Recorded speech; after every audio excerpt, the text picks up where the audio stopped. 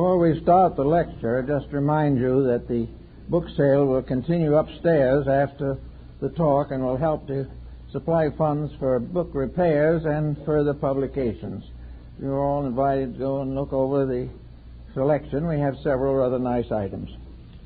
The subject of this morning, I think, can best be summarized in the thought given by Plato in the fact that the purpose of philosophy is to build a solid foundation under faith.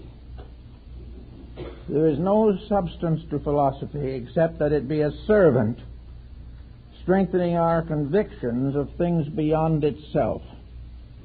In the Kabbalah there are 50 gates. 49 gates can be passed by mortals, but the 50th gate, which is the final union with reality, is not an intellectual experience. It is something that we have termed faith. Now, faith is not just believing. We have many people who have wonderful beliefs, and in some cases those beliefs constitute faith, but not always. Because faith must have a substance. Faith must have beneath it and around it something by which it is justified. The individual, particularly in these days, is not an easy believer. He will not be able to simply assume a faith, and though he may accept it, and though he may enter a church and be baptized into a sect, this does not constitute faith. Faith is an inward experience of eternal value. The ancients trichotomized the search for truth, dividing it into religion, philosophy, and science. In the modern world, we have eliminated more or less the philosophical factor and have simply coined the two terms, science and religion, to represent the major divisions of human knowledge. This is a mistake. Even the dichotomy is wrong. There are no divisions. As long as one form of learning is separated from another, there will be conflict. As long as there is conflict, there is no perfect faith. Faith must not be divided. We cannot have believers and unbelievers. And the purpose of philosophy is to eliminate the intervals between forms of learning in order that they may all support the one important thing, ultimate faith.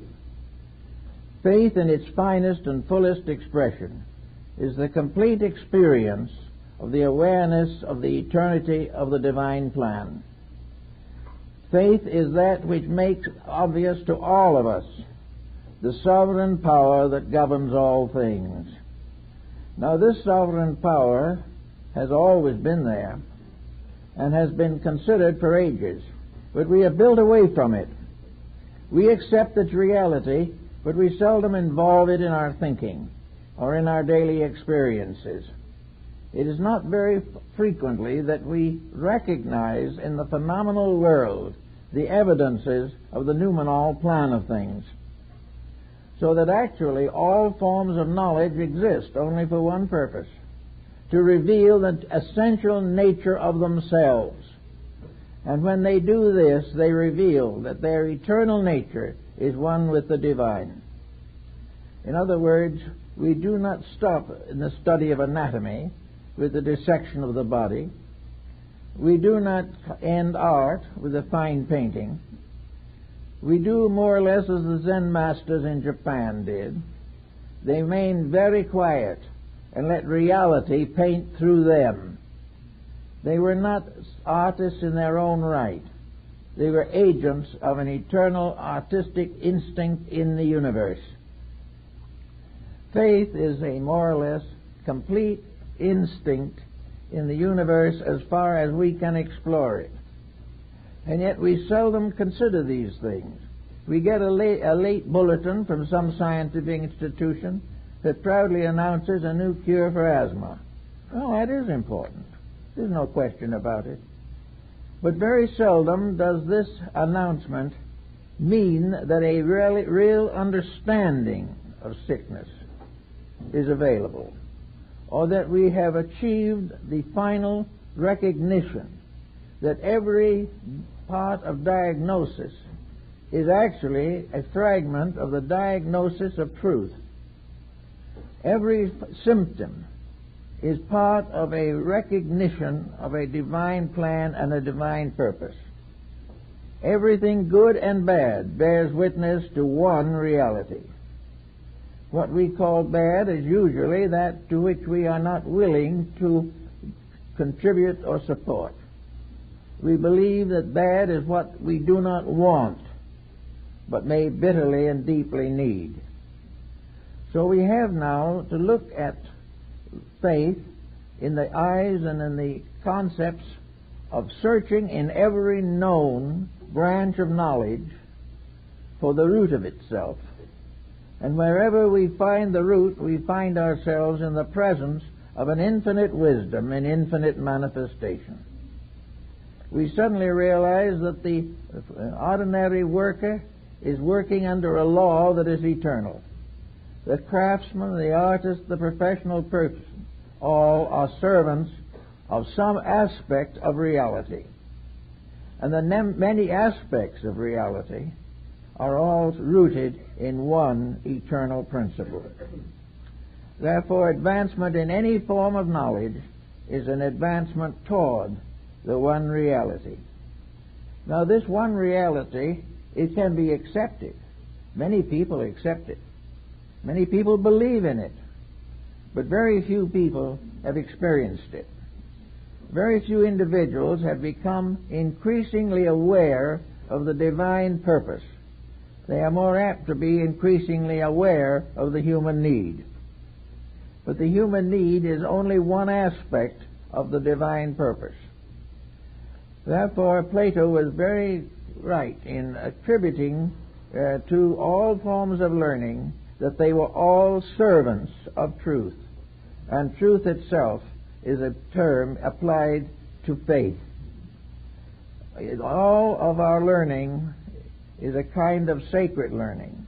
Even our most secular institutions are parts of a divine plan. Every building, home, house, office building, station, airport, each one of these is a house of truth. In some mysterious way, it is fulfilling a law. It is revealing through its own structure the skills of human minds, and these minds in turn are rooted in the divine mind. So everything that happens in the world is sacred. Everything that we try to do is inspired by some degree of insight into something greater than ourselves. Yet most persons do not explore these things. They do not consider them. They live merely on the surface of success and failure. They live their own lives, and in this particular period of civilization, the absence of foundations is becoming more and more obvious. We are losing the reality of experience. Experience is nothing if it doesn't teach us something. If experience only makes us angry at each other, makes us condemn the world in which we live, or gives us the feeling that we're entitled to exploit each other, if these are the things we experience, we have failed completely to carry forward the purposes of a universal, infinite program. We have to do the thing that is right. And even the smallest thing, the smallest kindness, is an expression of an infinite faith. We do not know it as faith. Maybe it only gratifies our emotions to do something kind or say a kindly word. But these kindly things are an expression of a deep-rooted faith. They are like the gold in base rock. They are the veins of reality in a world of illusions. So when we approach the problem of faith, we are much concerned with trying to understand how to increase faith. Well, all forms of knowledge are based upon something. Mathematics is an exact science. Astronomy is an exact science. Medicine is an exact science. All of these, therefore, to the degree that they are true, should contribute to our experience of faith, but they do not in most cases. We are developing now a form of healing which is largely involved in believing or in faith. But in order to have the strengthening of faith so that it can overcome the limitations of flesh, time, and circumstances, we have to do as Lord Bacon pointed out. We have to use a threefold structure, another a triad, another triotomy of values. He called these things tradition, experience, and experimentation. These are the instruments to find out what is true. And that, when found, answers the question, what is faith? Faith is therefore based upon the true experience of everything that happens. It is based upon the infinite variety of opportunities to learn. And we can learn anything from computers up and down. But the purpose of it all in the end is one thing: to build a solid foundation under faith. Faith is the only part of our lives that can sustain us in all of the emergencies of existence. Faith is something so infinitely and eternally present in our computations of things that we have to understand it. Faith not only is a believing, but it is a strength. It is that power within ourselves which, when strengthened, makes us greater than circumstance. Faith continues to support virtue in the presence of testing, trial, and discouragement. Faith, therefore, is man's internal strength. It is to his inner life what success or advantage or wealth may be to his outer life. The individual may be strong in wealth and weak in faith, and his life will be miserable. We abuse things that we do not understand. Abuse arises from ignorance. But ignorance is not necessarily the fact that we cannot read and write. Ignorance is the fact that we have not discovered the truth at the root of life. Then that truth is absolute integrity. And as long as we compromise that, we will doubt the existence of God, and we may even do, as some are now doing, believe in the existence of evil. Evil is not really a thing in itself. It is simply a lack. It is an emptiness where there should be a fullness. It is a compromise because principles are not strong enough to dominate the life of the person. So in faith we are constantly working for the inward experience. But the inward experience alone can lead not necessarily to faith, but to fanaticism. It can lead to all kinds of extreme beliefs and doctrines and ideas that have no substance in integrity. Therefore, we have to prove faith. We have to use the instruments by which we can discover the absolute integrity of space and faith. And we do this through history. We do it through all the sciences. We discover the exactitudes of mathematics, and we realize that they are there for something more important than counting bonds and profits. We can know the facts of astronomy, but there is much more we must know about the universe than the number and the positions of the planets and the number of holes in space. We know definitely that healing is part of this great principle, but we are still struggling with various imperfect methods. And when we have a small discovery, we feel tremendously elated. But all of these things are actually ways by which we can explore the sublime manifestation of existence, which is present in everything. We may talk all we want to and invent all we want to, but we cannot create that which arises in nature or arises in an inward life of things. We can plant the seed and grow the bush, but we cannot finally create the life that is within that seed. We can have all kinds of happiness and all kinds of misery, but behind all of these moods, there is either a strengthening of faith or a weakening of it. Now, Pythagoras and most of the Greeks like to think of the search for faith under such headings as astronomy, mathematics, and music. They chose these because of the exactitudes, but they meant to carry on the thought of the exactitude of existence. Actually, existence is completely lawful. It is completely benevolent, and it is designed to achieve the perfection of all that exists. But these great virtues are not immediately obvious to us. Sometimes we have to learn how to live by the experiences of dying. And that is why reincarnation plays a very important part in our philosophy of life. It takes away some of the unanswerable questions that plagued our ancestors.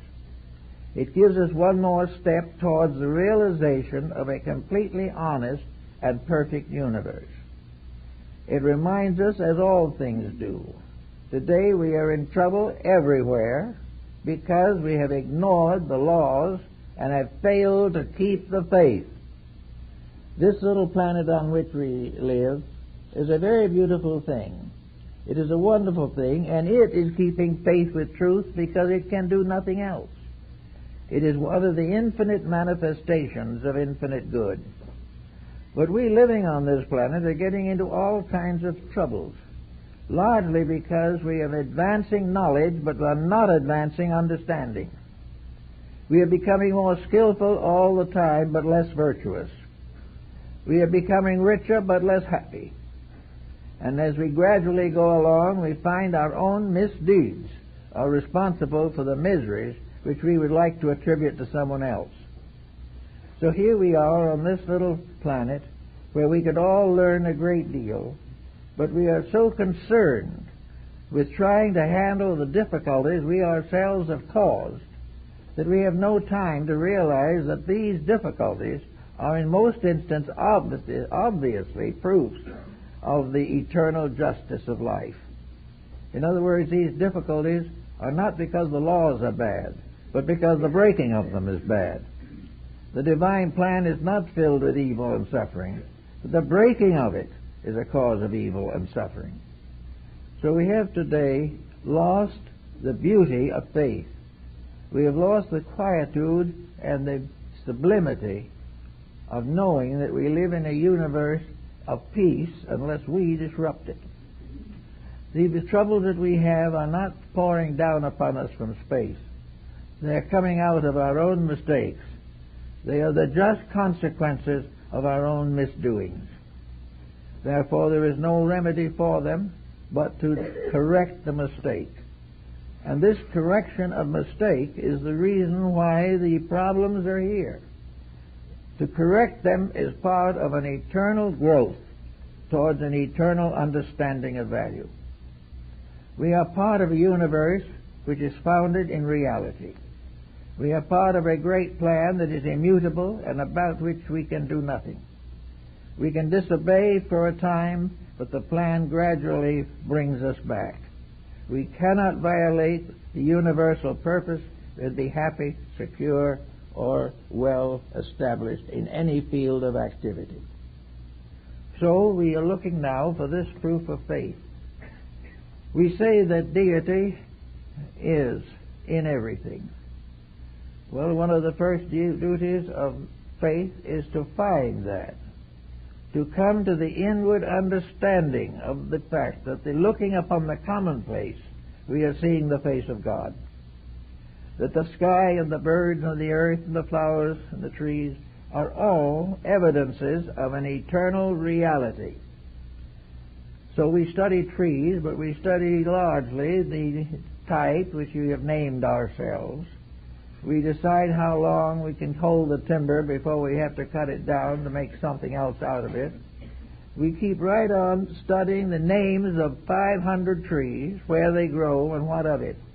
But the mystery of tree remains unsolved. The mystery of the fact of itself, its place as a manifestation of an eternal plan. The tree is a letter in an infinite alphabet which spells out all the truths we seek to know.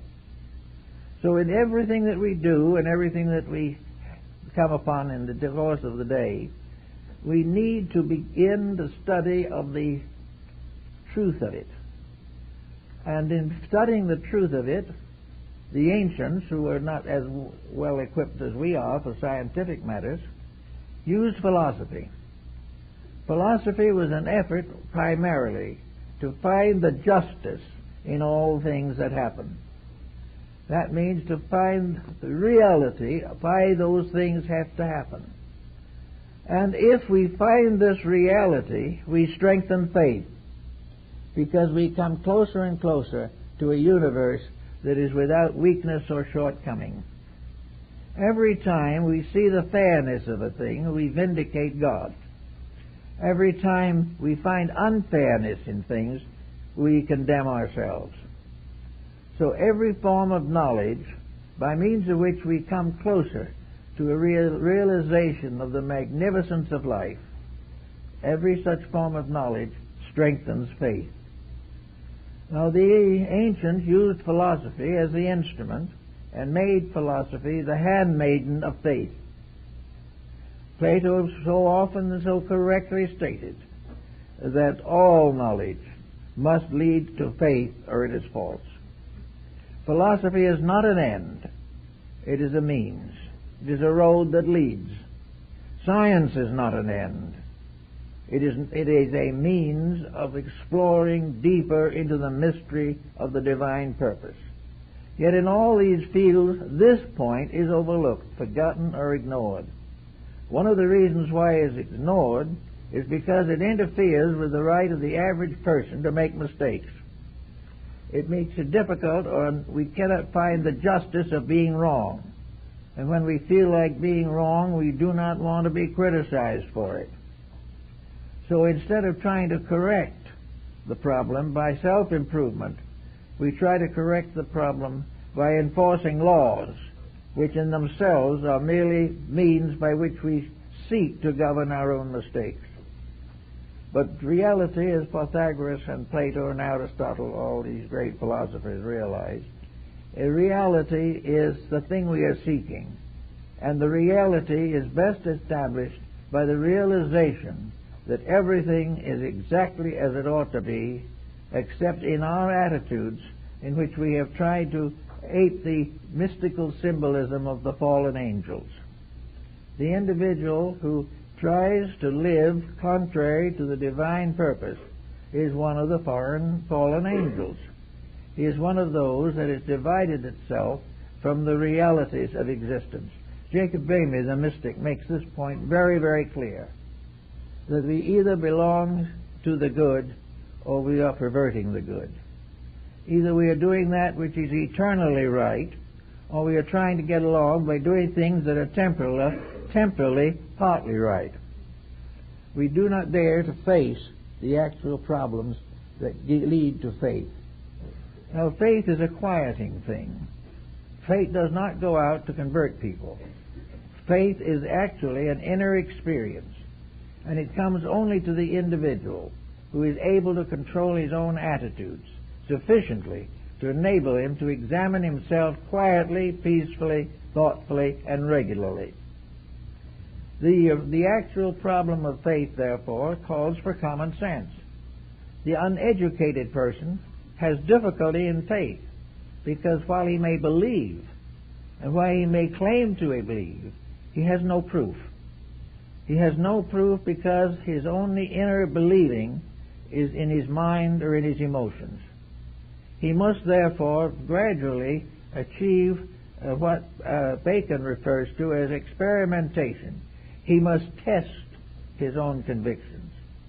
He must find various ways of proving from things around him the facts about things inside of him. He must gradually, day by day, year by year, and sometimes life by life, understand the experiences which he inherits with each embodiment. He must always be on the alert to find out something that strengthens his knowledge that the universe is right, and also that the universe will continue to be right and will not be compromised by any action of any living thing. When the individual raises his hands against heaven, It is his hands that fail, not heaven. There must always be the immutable reality. And this is the thing faith seeks to find. And faith is the actual experience or experimentation with knowledge, with realities. The history of philosophy is a history of the unfolding of faith. As long as, however, we consider it the story of schools of thought, and they are irreconcilable and are not possible to unite into one unity. Unless philosophy is one, philosophy fails. Yet we have divided it into schools, trying to assume a competition in the realms of reality, that we can have one religion and another man has another religion, and therefore there are two religions. This is not true. There's possibly only one religion and neither of them has it. And if there is one that has it and they are equal, the other has it also. And the moment they both have it, they shake hands. While they do not have it, they kill each other. This is what we have in religion. It is a struggle for survival and supremacy on a level of spiritual ignorance. It is something that we are not willing to understand in its fullness. Every time we cut down a tree, every time we exhaust a resource of petroleum, every time we find a merger in which vast conglomerates come into existence, we are in the presence of danger, the presence of error. We are going against nature's edict that we do not own anything, not even our own souls. All things belong to one, the supreme power, which has the right to manifest through every creature, but it can never be stopped by any effort of the human being to prevent the free flow of enlightenment. Actually, therefore, all of these divisions are subject to modification, according to Bacon, in his Novum Organum. It's necessary for us to discover, to our utter astonishment and perhaps dismay, that mathematics and painting and the sonata in music are all one thing. They are the same truth expressing in different ways. And unless they are the truth, then no progress is made because of them. The moment an artist believes himself to be a great genius, his art fails.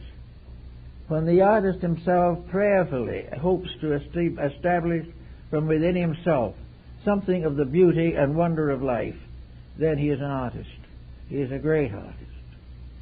And if he is a great artist, there is no conflict between himself and any other artist. There is no conflict in language. Words and language give us a very bad time because we mistake words for meanings. And when someone says Allah, we do not believe it is God. We believe it's as some heathen divinity. But there is no real heathen in the world except the individual who claims to know and doesn't. The individual who has not found the unity of God is the heathen, not the individual who has discovered and united the various sects of life. Now, nature permits sectarianism for a time, but it shows us inevitably, step by step, how it fails. How one by one, all separateness leads to destruction. When we realize that, we are not sorry. We are happy. When we come to this kind of happiness, we begin to understand God. And when we understand God, we have faith. But as long as we believe in the things that cause misery, any term of faith is purely intellectual or emotional. It is not grounded in the personal experience of truth. And this personal experience is the thing that counts. Therefore, we have the problem of trying to find how to support faith. We could start in the kindergarten, or certainly the first grade in school, because faith is involved deeply with reading, writing, and arithmetic. And today all three of these have a tendency to be neglected. We do not believe much more in learning how to read and write because we expect to turn it all over to a computer. We expect to take it all from a TV screen. and you see the condition the television is in. It's a perfect example of not a bad human judgment, but of the failure of the human being to recognize the purpose of a great potential educational instrument. The misuse by us is the cause of trouble. And it is the cause of trouble in every one of the great inventions that have come to us in the last 100 years. Every one of them has been abused. Each one of them is based upon a natural law or upon the discovery of forces, powers, and substances which abide in nature. These are there to be used. We have used them to abuse, and the result is our misery is magnified. This little planet, like Joseph's coat of many colors, is a mass of individual groups of people whose faith may be different from ours, but in most cases is not much worse than ours, for the reason that our faith and their faith have not led us to the brotherhood of man. We are still fighting against the unbeliever or the disbeliever or the misbeliever. We are not trying to discover by testing and going back to find out what the universe intended. We have not gone back in history or knowledge or to discover how one by one differences fail, how one by one we are destroyed by our inconsistencies, and we are also destroyed by our lack of brotherly love and fraternity. Yet we do not learn these things. We keep right on going, using the scientific answers as final, taking numbers to signify facts, when in reality, behind it all is this wonderful, all-living thing upon which we all depend. Every cell in our body depends upon something. We have never really found out what. We do not know how it is that the human being has become a human being. We can't manufacture one, and will never be able to.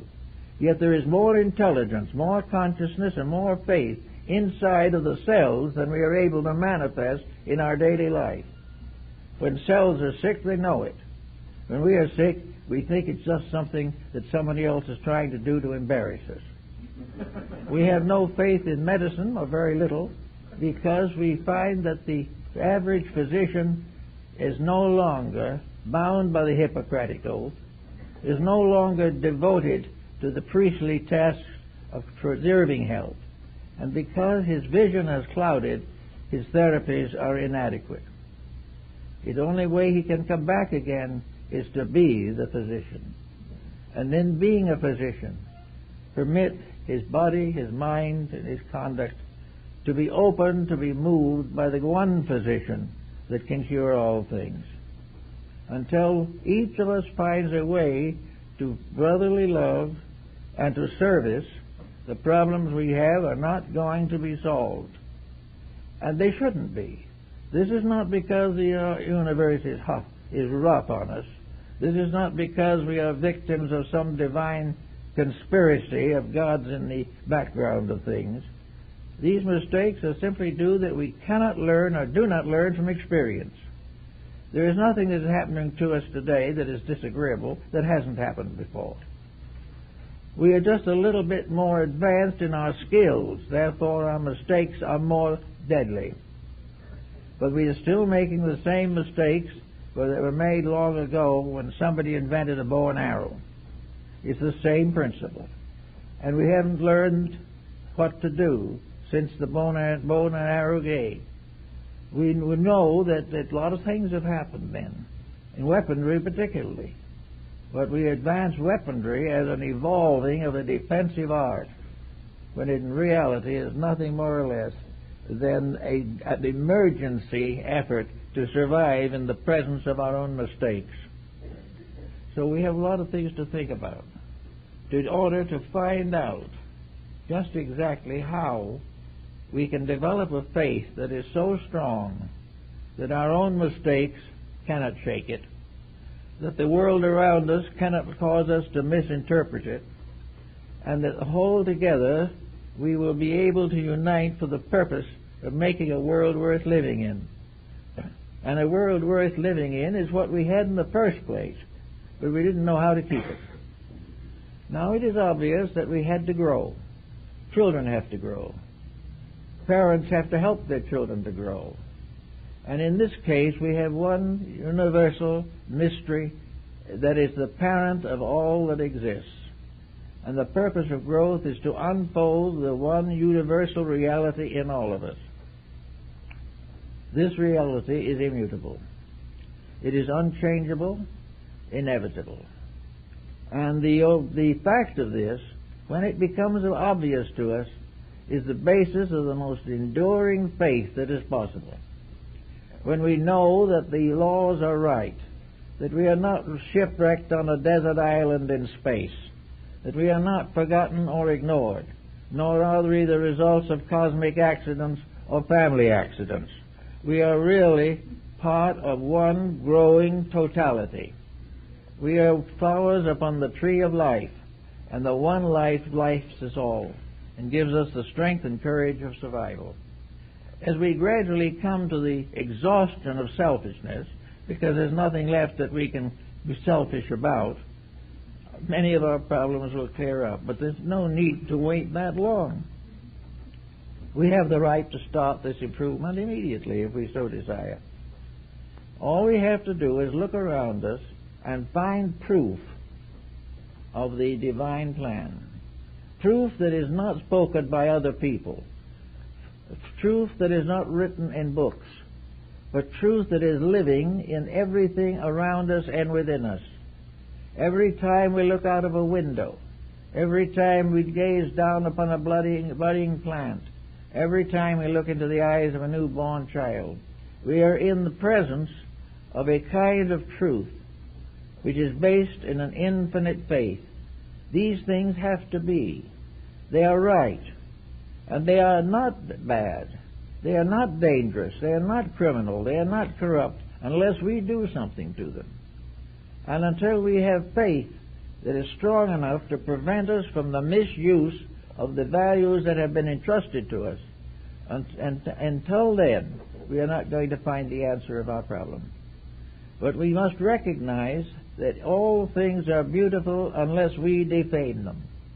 All things are natural unless we make them abnormal. Everything is honest until we have given such precedence to dishonesty that whole generations have lived and died under that precedent. All of these things we have to study. And out of it all comes finally what Plato had, a very gentle quietude, a recognition that it is perfectly possible for the individual and for vast groups of human beings to grow into peace, to leave behind forever the discords which now appear to be getting worse every day. The time is very much here now, and I think within the next few years we're going to see it vastly intensified. We are going to recognize for the first time that we have outgrown an environment in which we can make mistakes and survive. We are gradually coming to the realization that something is happening to the world.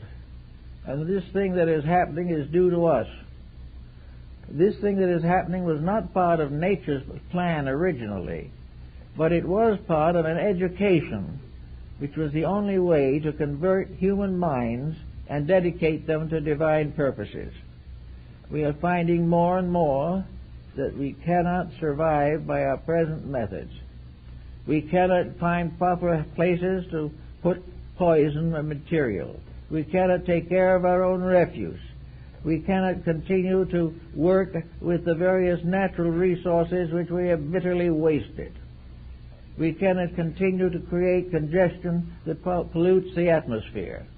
We cannot continue to live under corruptions, under narcotics, and under these things which have nothing to do with nature's way, but have obscured nature in a false manner. The individual on narcotics for a minute feels as though he rules the world. Then comes the great collapse. Today, nations believe that they rule the world. They too are coming to the great collapse. The individual believes he's right in everything and supports it with a couple of highballs. That wears off and he suddenly discovers he's a sick person. All these things are evidences, coming more and more, that we can no longer endure our own mistakes. We can no longer live with a world in which everyone is doing things poorly. We cannot live in a world in which progress means to conquer somebody else, or in a world in which wealth means to take everything away from one group and bestow it upon another. Wealth in itself is an illusion. Study wealth. Study down through the history of wealth, and you'll come in the end to the love of God.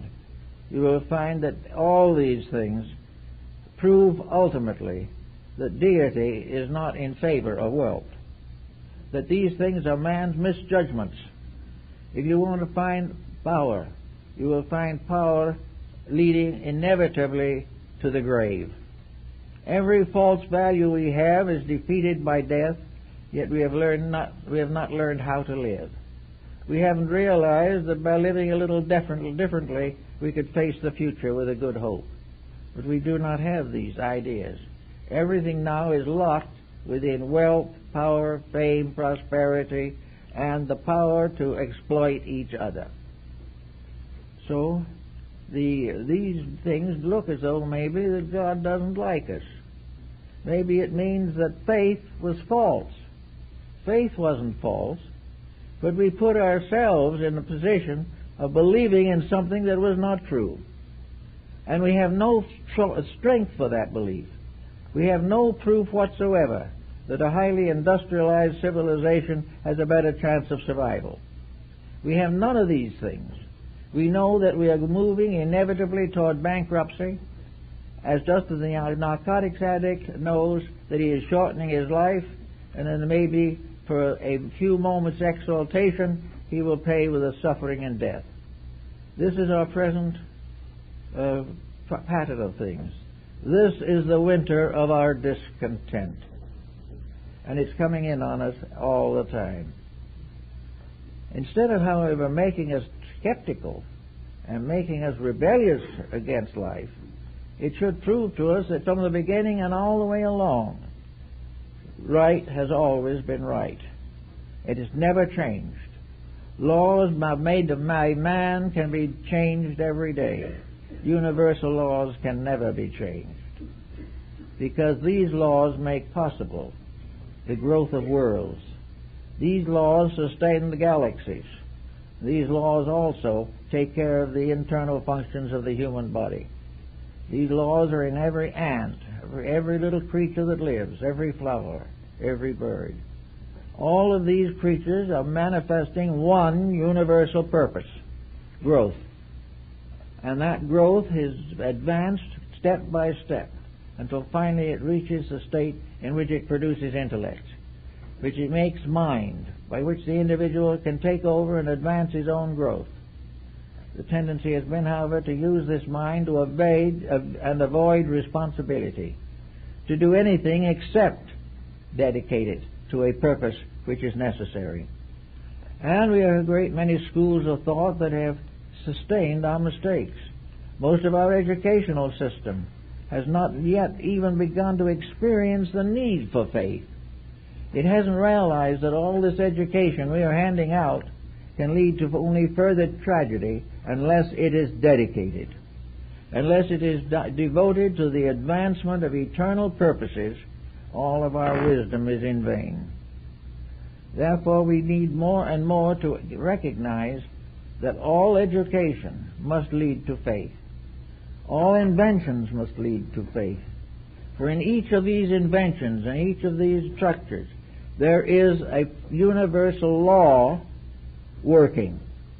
We are misusing that law, using it purely for mechanical or materialistic purposes.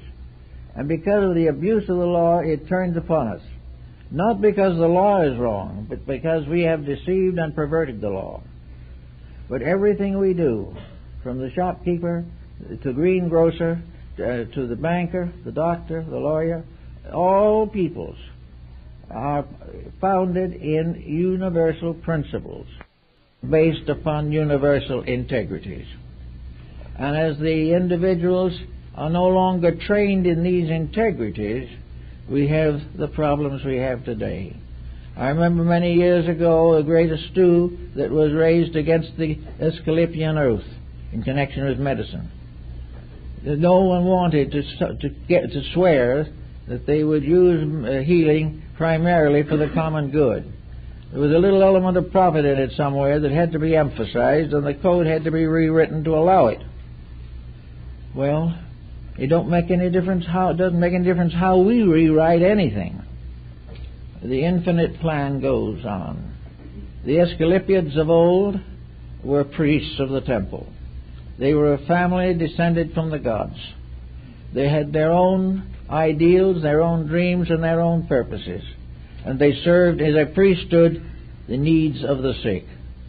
It was in Rome that medicine was secularized for the first time, and within 5 years a whole group of laws had to be enacted to prevent malpractice. Up to that time, no such laws were necessary. Where there's no profit, there's not much malpractice. But we have forgotten that the glory of help, the glory of helping those who are in need, is part of a basic religion. And without this basic religion tempering all our conduct, we will always have mistakes and misfortunes to labor from. So we have to think very definitely that the miseries we're in right now are the strongest inducements to the attainment of faith that anything could happen to us. Now is the time when the need for faith means that we have to have something to live for besides the privilege of exploiting each other. Those days are gone. And yet the individual without faith and without ideals, if he is deprived of his physical advantages, is going to be very unhappy. In fact, in his ignorance, he may turn upon those who are his benefactors. The exploitation principle is now deeply enmeshed in human character. But it doesn't make any difference how deeply it is there. It will not succeed, and it must inevitably fail. So we have to work together now to see how to do something about this. I think probably most people have some interest. Maybe one individual likes to paint and another one likes to go out and wander in the woods. Someone likes to sit quietly and read, and a few, unfortunately, enjoy murder on television. But the actual fact of the matter is we've got to start with what assets we have. And our assets are our needs and the gradual realization of those needs. We have to build upon whatever talent is available. If you're a musician, that is your talent. If you're a poet, that is your talent. A photographer, the same. Now this talent must tell something to you. The talent is not simply that you can make a picture that can sell or write a piece of music that can be sold. All these things bear witness to one point, that there is a creativity within yourself. And that this creativity within yourself can be unfolded, enriched, until it becomes the scientific foundation for your faith. Upon the evidence of your own sensory perceptions, upon the evidence of the accomplishments of certain practices through effort, through struggle, you gradually come to the realization that faith is something that is founded upon achievement, founded upon proof, and the proof of faith is that you yourself are happier. It is the faith that will relieve you of the false values which will continue to curse you as long as you live unless you do something about them.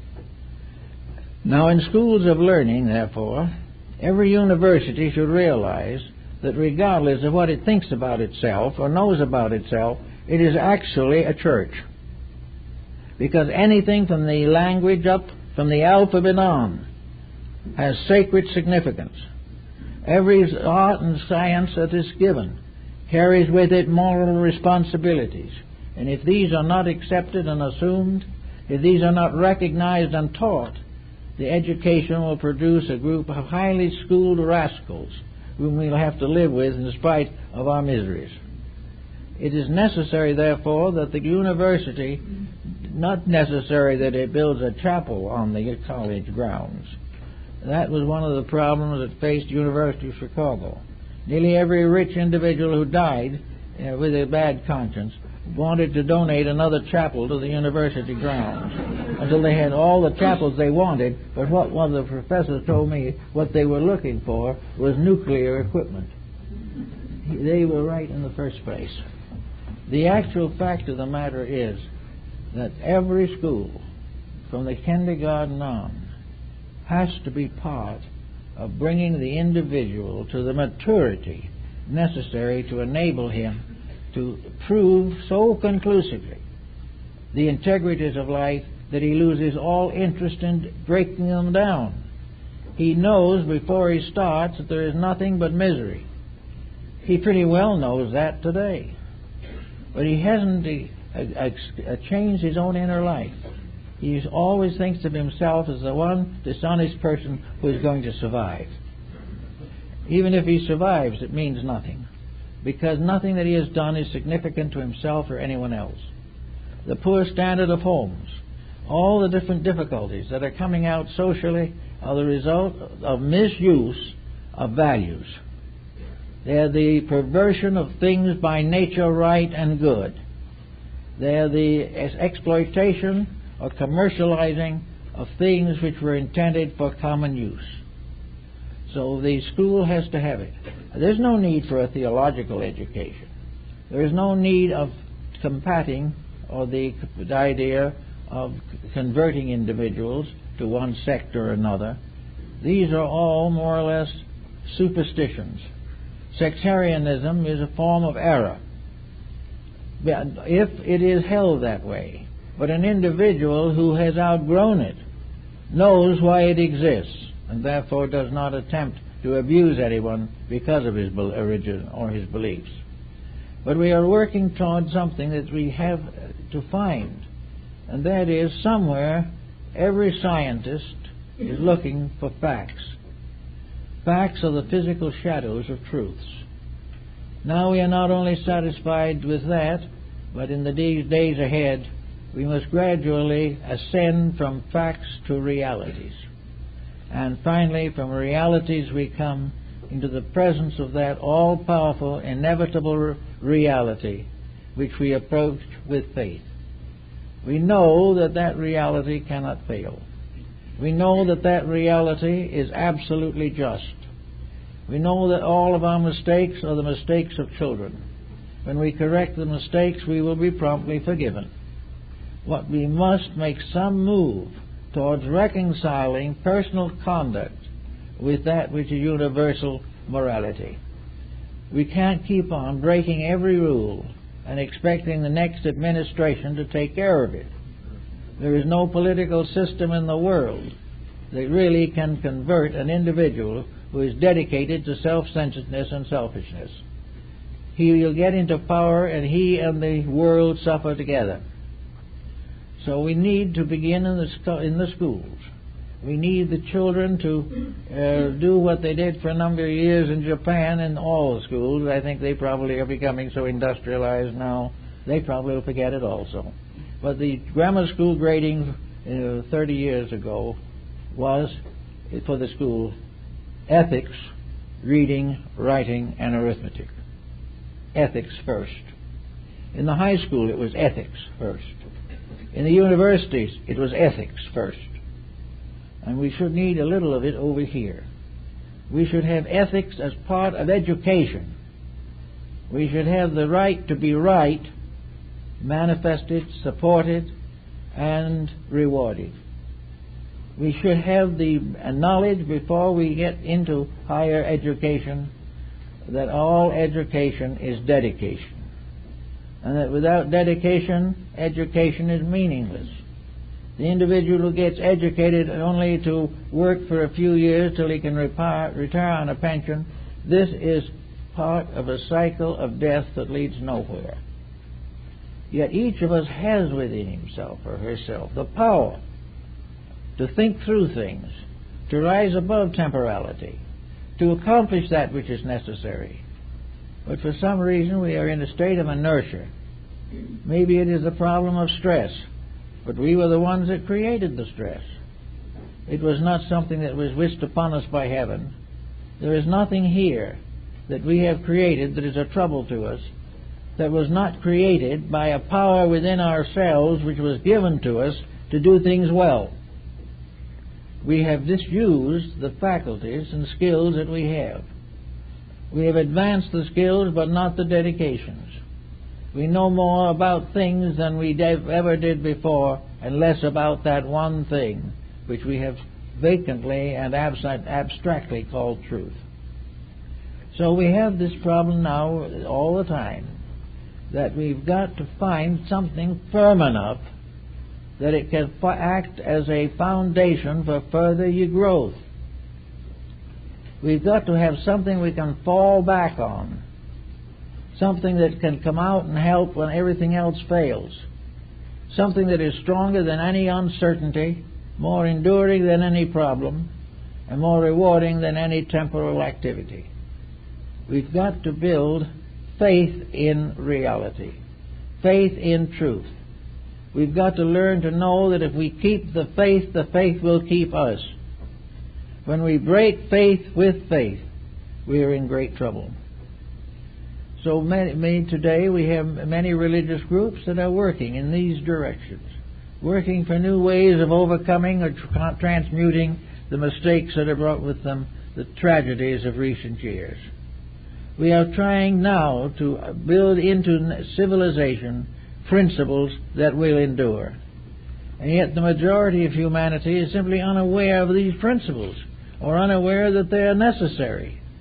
To most people, any frustration of their right to be selfish is a disaster, and they will defend their own mistakes to the bitter end, and if necessary will perform all kinds of evil and commit many crimes in order not to correct their own mistake. This will not function very much longer. We have told that the atmosphere is dangerously polluted. We are warned of volcanic disorders of one kind or another. We are warned of economic and disasters, of health disasters, of the exhaustion of natural resources.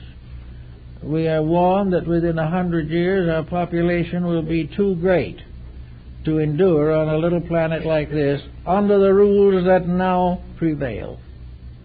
So population growth itself must result in a change of rules. No matter how we view the future, we are in trouble. We have wasted a large part of our birthright. We have destroyed the very source of our own securities. So we have to try to rebuild. But we will not rebuild unless we have some faith in something more important than the mistakes we are making. We must build for a future because we believe in a future. We must save our various values and our natural abilities because we believe that they are important. We must do everything that we can to conserve resources, even though we might like to spend it all today. Actually, as you look around, the whole world is in trouble, all on account of the types of mistakes it is making. I don't think anyone is really greatly in trouble because a nation did it well. Nearly every problem has been abused and exploited, and we are falling back on the idea of violence to solve ignorance, and violence can never solve ignorance. The only thing that can solve ignorance is wisdom. But wisdom in itself can be worldly wisdom. There are many very capable and interesting intellectuals who are known to have considerable worldly wisdom. This won't do it. No matter how much wisdom we have nothing if we do not have love. And when we have love combined with wisdom, we have faith. Something has to happen to bring us back to this new childhood, this new kind of a world that we are going to get into one of these days, a world in which we are all going to start again and come back to a better kind of globe than we have ever known before. But to do this, we all have to start learning. Maybe we won't learn it all in this life, probably won't, but we can be a little better prepared for the ones that must come after us, and ourselves when that time comes. There is great talk going around about the probabilities of a major change in human affairs at the beginning of the next century. That is about as long as what we're doing now can hold up. Well, I sometimes wonder if it's going to hold up that long. But certainly there will be changes. And everyone indicates that the changes they want are good changes. But when the time comes, most of these people are going to be talked out of it. They're going to fall back on the idea that they can appoint a guardian to take care of them, that some social group or some individual can lead them to the promised land. Up to the present time, no one has been too successful in that. Even Moses was not permitted to go into the promised land himself. He showed the way, but he could not go in. And it is the same way with all these different problems that we face. We cannot depend upon individuals to protect us from ourselves. I think the Oriental has a very good view on this particular problem. Perhaps the Zen masters are among those most talented. They have recognized the sovereign value of a brief period of time each day devoted to faith. That in a world that is busy with everything you can think of, and a world that wastes hours and hours a day on various poor programs and entertainment, the individual feels that they have very little time in which they can think, or has very little entire interest in thinking. It's all a matter of social security and a job and those types of things. And in the midst of it all, homes are falling apart, young people are becoming more and more restless and delinquent, and everything is going from bad to a little worse, and everybody is doing just as they always have. The Zen masters, one of the first things to do is to set aside a little bit of time to the simple purpose of thinking. Pythagoras advocated this, and then the disciplines of retrospection and meditation, that the individual should at some time each day for 5 minutes, or maybe even less, just a couple of minutes, think through things straight, even though he may not have the courage to do what he thinks. But if he thinks this way long enough and becomes more and more aware of the possibility of enriching his own life, the chances are that he will be impressed. One thing he will do that may impress him a little more than most things, he'll save a lot of money. Because we are now using a vast amount of money simply to forget ourselves. Because we can't stand ourselves. We can't be quiet alone. We become bored or practically hysterical, or finally become under psychiatric care unless we have something to keep us busy every minute with trivia. But if the individual could do a little thinking, he can also find a judgment for it. He can take something he wants to know that would be in the right direction, and you can use it for a few minutes every day. He can go back to a school in which he has learned to be the teacher himself. He can find the texts and works necessary to give him the next step of personal inspiration. If he needs to join groups to do it, so fine. But if he is not inclined in that direction, he may do it himself. But to the Zen people, it is simply a problem of recognizing the importance of being still in order to know.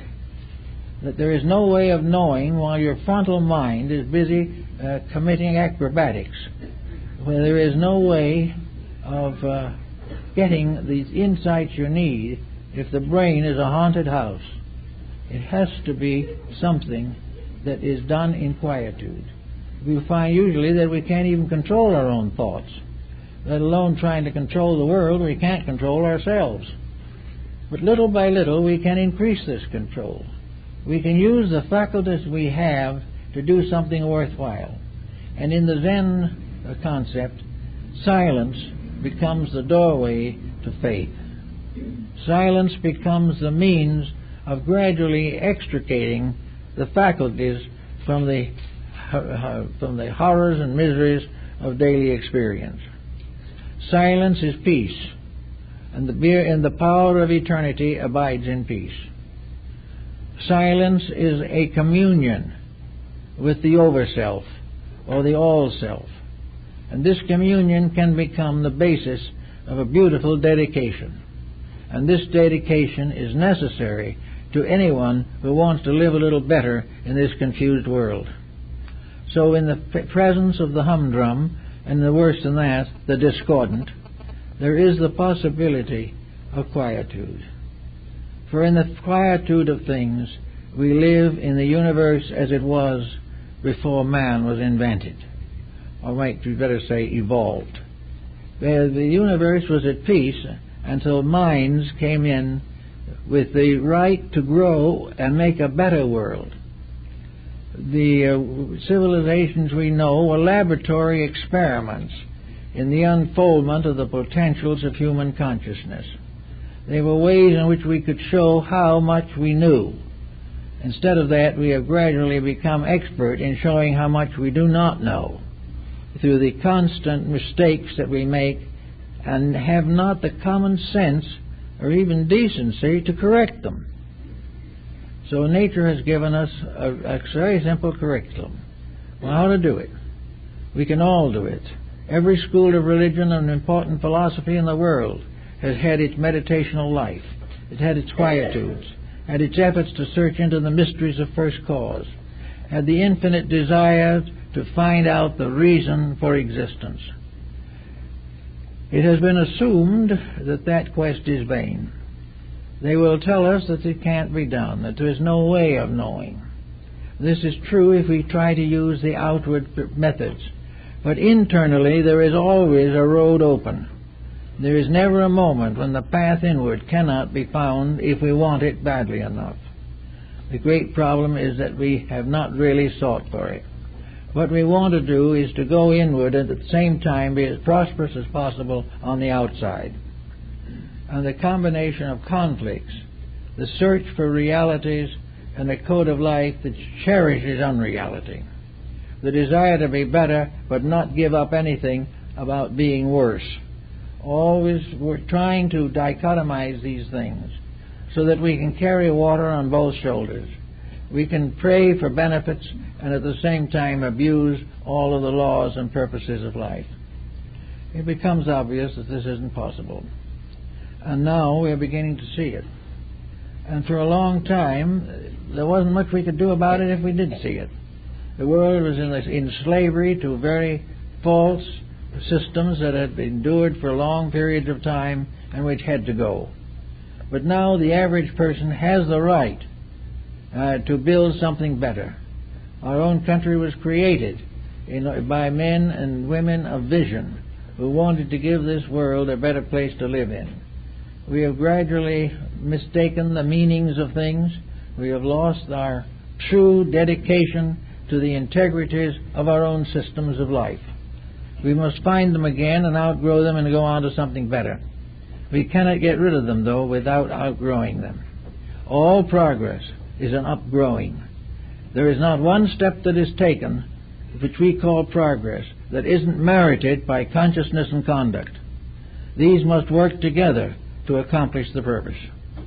And therefore, in our search for faith, we must earn it. We must need it, we must desire it. We must dedicate to it.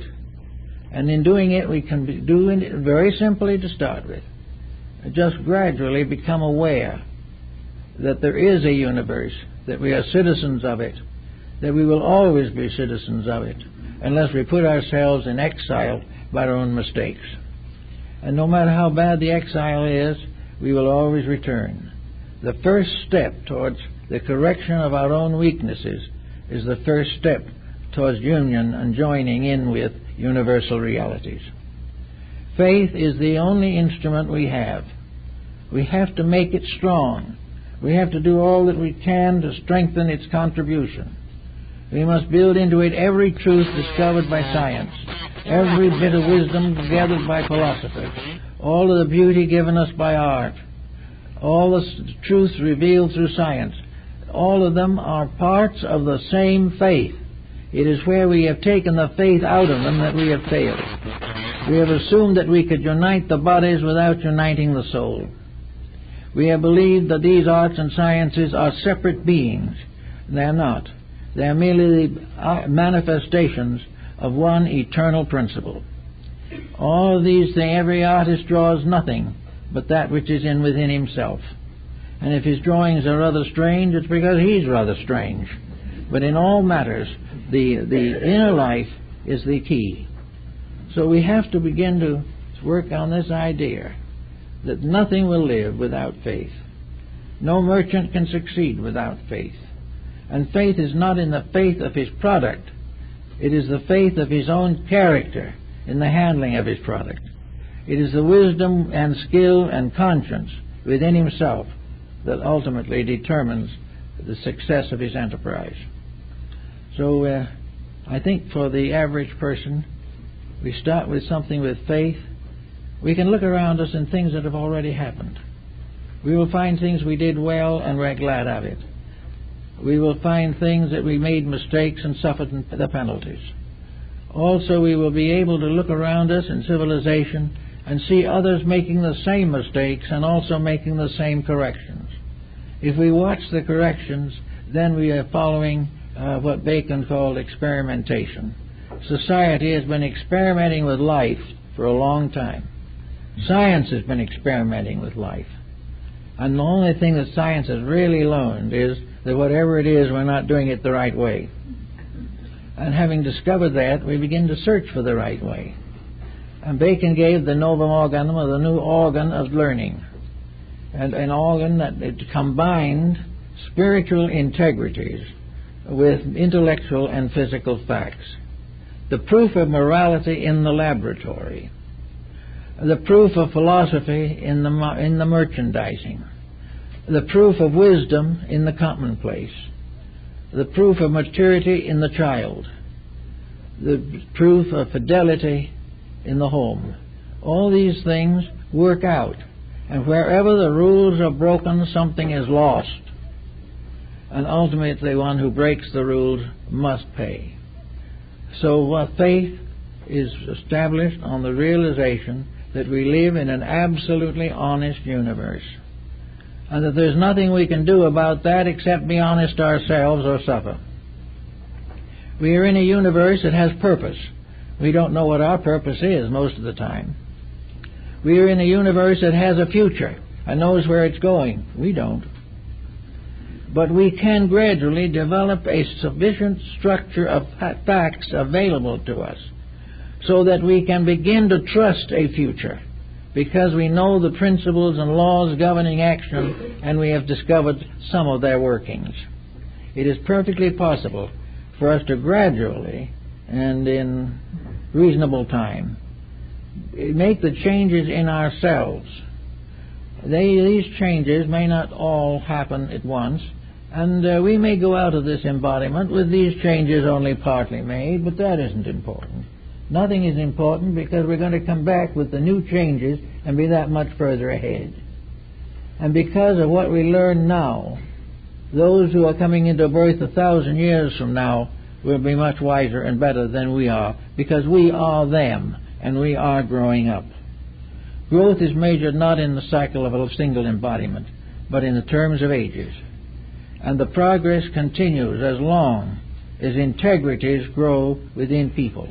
Now, there are going to be a lot of people go out of life this time without integrities. They must come back too. We will have trouble with them again. Death is a change of worlds, but not a change of character.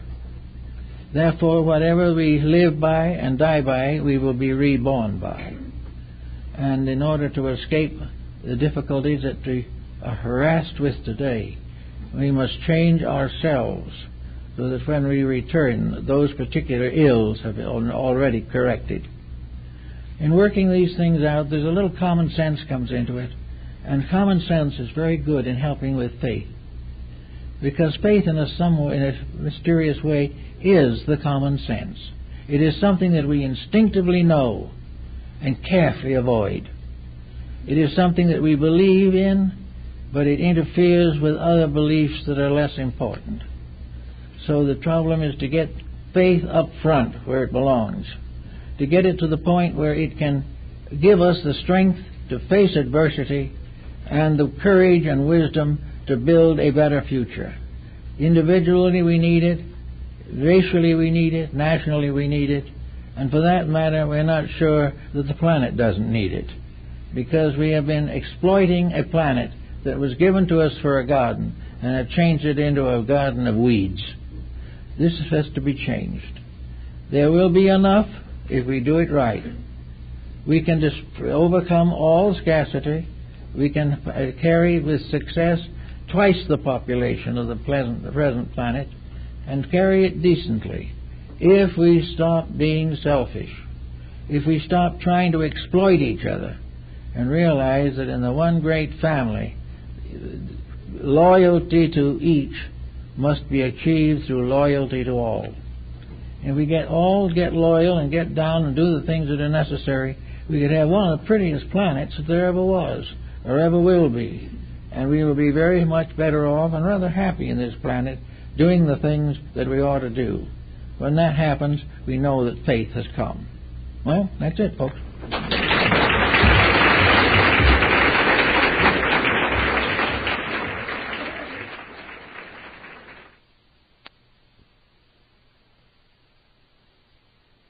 Science.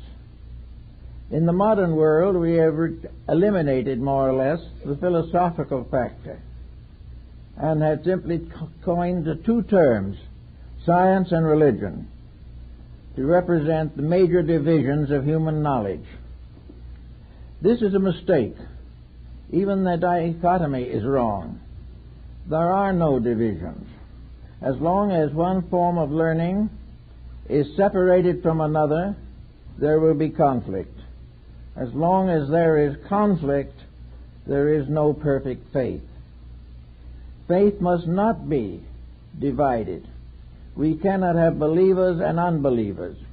And the purpose of philosophy is to eliminate the intervals between forms of learning in order that they may all support the one important thing, ultimate faith. Faith in its finest and fullest expression is the complete experience of the awareness of the eternity of the divine plan. Faith is that which makes obvious to all of us the sovereign power that governs all things. Now, this sovereign power has always been there and has been considered for ages, but we have built away from it. We accept its reality, but we seldom involve it in our thinking or in our daily experiences. It is not very frequently that we recognize in the phenomenal world the evidences of the noumenal plan of things, so that actually all forms of knowledge exist only for one purpose, to reveal the essential nature of themselves. And when they do this, they reveal that their eternal nature is one with the divine. In other words, we do not stop in the study of anatomy with the dissection of the body. We do not end art with a fine painting. We do more or less as the Zen masters in Japan did. They remain very quiet and let reality paint the one reality. Now, this one reality, it can be accepted. Many people accept it. Many people believe in it. But very few people have experienced it. Very few individuals have become increasingly aware of the divine purpose. They are more apt to be increasingly aware of the human need. But the human need is only one aspect of the divine purpose. Therefore, Plato was very right in attributing to all forms of learning that they were all servants of truth, and truth itself is a term applied to faith. All of our learning is a kind of sacred learning. Even our most secular institutions are parts of a divine plan. Every building, home, house, office building, station, airport, each one of these is a house of truth. In some mysterious way, it is fulfilling a law.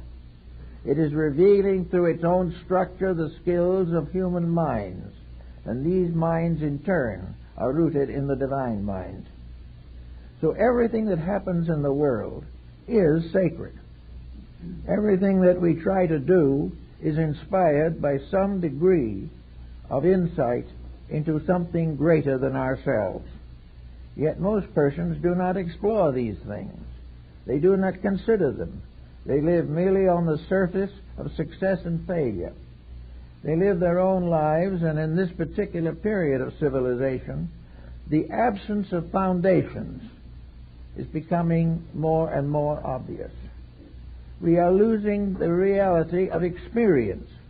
Experience is nothing if it doesn't teach us something.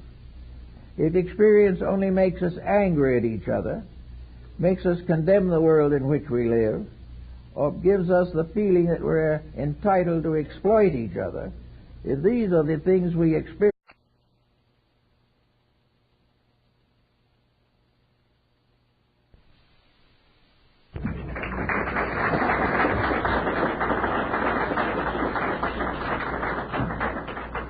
before we start the lecture, just remind you that the book sale will continue upstairs after the talk and will help to supply funds for book repairs and further publications. You're all invited to go and look over the selection. We have several rather nice items. The subject of this morning, I think, can best be summarized in the thought given by Plato in the fact that the purpose of philosophy is to build a solid foundation under faith. There is no substance to philosophy except that it be a servant strengthening our convictions of things beyond itself. In the Kabbalah there are 50 gates. 49 gates can be passed by mortals, but the 50th gate, which is the final union with reality, is not an intellectual experience. It is something that we have termed faith. Now, faith is not just believing. We have many people who have wonderful beliefs, and in some cases those beliefs constitute faith, but not always. Because faith must have a substance. Faith must have beneath it and around it something by which it is justified. The individual, particularly in these days, is not an easy believer. He will not be able to simply assume a faith, and though he may accept it, and though he may enter a church and be baptized into a sect, this does not constitute faith. Faith is an inward experience of eternal value. The ancients trichotomized the search for truth, dividing it into religion, philosophy, and experience. We have failed completely to carry forward the purposes of a universal, infinite program. We have to do the thing that is right. And even the smallest thing, the smallest kindness, is an expression of an infinite faith. We do not know it as faith. Maybe it only gratifies our emotions to do something kind or say a kindly word. But these kindly things are an expression of a deep-rooted faith. They are like the gold in base rock. They are the veins of reality in a world of illusions. So when we approach the problem of faith, we are much concerned with trying to understand how to increase faith. Well, all forms of knowledge are based upon something. Mathematics is an exact science. Astronomy is an exact science. Medicine is an exact science. All of these, therefore, to the degree that they are true, should contribute to our experience of faith, but they do not in most cases. We are developing now a form of healing which is largely involved in believing or in faith. But in order to have the strengthening of faith so that it can overcome the limitations of flesh, time, and circumstances, we have to do as Lord Bacon pointed out. We have to use a threefold structure, another a triad, another triotomy of values. He called these things tradition, experience, and experimentation. These are the instruments to find out what is true. And that, when found, answers the question, what is faith? Faith is therefore based upon the true experience of everything that happens. It is based upon the infinite variety of opportunities to learn. And we can learn anything from computers up and down through them. They were not artists in their own right. They were agents of an eternal artistic instinct in the universe. Faith is a more or less complete instinct in the universe as far as we can explore it. And yet we seldom consider these things. We get a late bulletin from some scientific institution that proudly announces a new cure for asthma. Well, that is important. There's no question about it.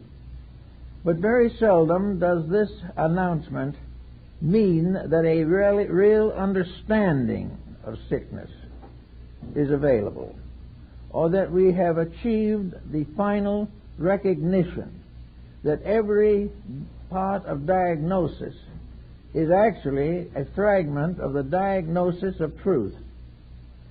Every symptom is part of a recognition of a divine plan and a divine purpose. Everything good and bad bears witness to one reality. What we call bad is usually that to which we are not willing to contribute or support. We believe that bad is what we do not want, but may bitterly and deeply need. So we have now to look at faith in the eyes and in the concepts of searching in every known branch of knowledge for the root of itself. And wherever we find the root, we find ourselves in the presence of an infinite wisdom and infinite manifestation. We suddenly realize that the ordinary worker is working under a law that is eternal. The craftsman, the artist, the professional person, all are servants of some aspect of reality. And the many aspects of reality are all rooted in one eternal principle.